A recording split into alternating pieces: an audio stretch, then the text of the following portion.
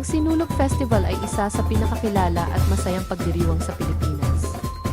Ginaganap ito tuwing Enero sa Cebu City, karaniwang sa ikatlong linggo ng buwan at dinarayo ng milyon-milyong deboto at turista. Itinatalaga ang pista sa Santo Niño o Batang Jesus, simbolo ng pananampalataya, pag-asa at pasasalamat. Ang salitang isinulog ay mula sa sulog na nangangahulugang agos ng tubig, makikita sa tradisyonal na sayaw na dalawang hakbang pasulong, isang hakbang paatras, kasabay ng masiglang tambol at sigawan. Nagsimula ito bilang panrelihiyong ritual at ngayon ay naging makulay na kultural na pagdiriwang, tampok ang street dancing, makukulay na kasuotan, malikhaing koreografiya at parada sa lungsod.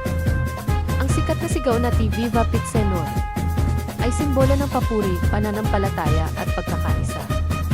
Ang Sinulog Festival ay tunay na pagdiriwang ng pananampalataya, kultura, sining at pagka-Pilipino, isang pista na nagbibigay saya, inspirasyon at pagmamalaki sa lahat. Viva Pitsenor!